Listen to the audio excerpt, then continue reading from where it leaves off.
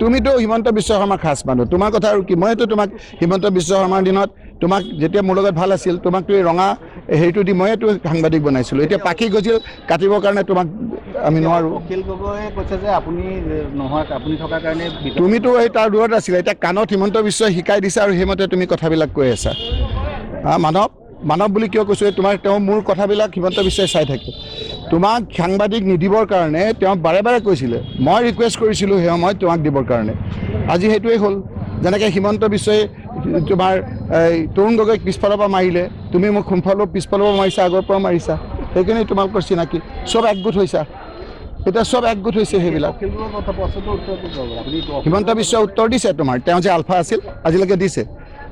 তেওঁ তোমাৰ কথা যে মই উত্তৰ দিব লাগে হিমন্ত বিশ্ব শৰ্মা যে আলফা আছিল নাই বুলি কৈ দিয়ক তেওঁ আমি যে কৈ আছোঁ যে মানৱেন্দ্ৰ শৰ্মা হত্যাকাৰীৰ লগত তেওঁৰ সম্বন্ধ আছে বুলি সকলো মই কোৱা নাই যে তোমাক কোৱাৰ কাৰণেহে কৈছোঁ তোমাৰে চাকৰি যাব আজি এই মানৱে কোৱাৰ কাৰণেহে কৈছোঁ যে হিমন্ত বিশ্ব শৰ্মা ৰঙৰীয়া নহ'লে মই নকৰিলোহেঁতেন এইটো বীণা গান্ধী কথাটো কি কয় বীণা গান্ধীটো আপোনাক হিমন্ত বিশ্ব শৰ্মাই আজি কৈছে নেকি হিমন্ত বিশ্ব শৰ্মা ডাঙৰীয়াই আজি কৈছে নেকি এইটো আলফা আছিল নে আলফা নাই এইটো কৈছে নেকি যে আলফাৰ নামত পইচা তুলিবলৈ যাওঁতে তেওঁ হাতেলোতে ধৰা পৰিছিল সেই সময়ত যে তেওঁ জেললৈ গৈছে মই কিন্তু ক'ব খোজা নাই দেই আপুনিহে উলিয়াইছে কথাটো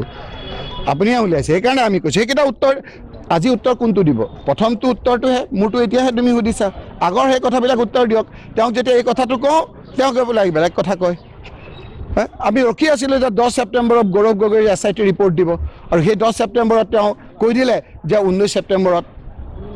জুবিন গাৰ্গক হত্যা কৰা হ'ব এতিয়া যেতিয়া যে আমি এই আচল কথাখিনি সুধিছোঁ হিমন্ত বিশ্ব শৰ্মাক আপুনি সুধিছে বেবেৰী বাং কথা আমি যেতিয়া কৈছোঁ যে আজি UPPL লগত সন্ধি ভাঙিল নেকি ফৰ্মেলি কওক সেইটো নকয় তেওঁৰ আমি কোৱাৰ কাৰণেহে এতিয়া সৰ্বানন্দ সোণোৱালৰ লগত কোনোমতে ফটোবিলাক দিছে ফটোটো নাইকিয়া হৈ গৈছিল এতিয়া কোনোমতে তেওঁ ফটোবিলাক দি পেলাই কোনোমতে লজ্জা নিবাৰণ কৰিছে কোনোমতে আমিতো কথাবিলাক ক'ম আমাৰ নিচিনা বিৰোধী কৰকচোন হিমন্ত বিশ্ব শৰ্মা সাহস আছে নেকি আমিতো সাহসেৰে মুখটো মাৰিবই খুজিছিল তাৰপিছতো কৰি আছোঁ গতিকে আপোনালোকে ইমানলৈ নকৰিব যেতিয়া আপোনাৰ সীমাৰেখা সকলো পাৰ হৈ যায় মিনিমাম নিয়ম এটা ৰাখক আৰু এইটো বাকীবিলাকে ৰাখিছে এনেকুৱা হৈ গ'ল নে যিটো শিকাই দিব তাকে ক'ব এতিয়াও মুখখন মোক খুলিব নিদিব মই এনেই মই অলপ ব্ৰতত আছোঁ মই খুলিবই খোজা নাই এই মানৱে আহি এইবিলাক কথা কোৱাৰ কাৰণেহে মই কৈ আছোঁ হয়নে নহয় আপোনালোকে নাজানে নেকি মানৱ কি আছিল কি হ'ল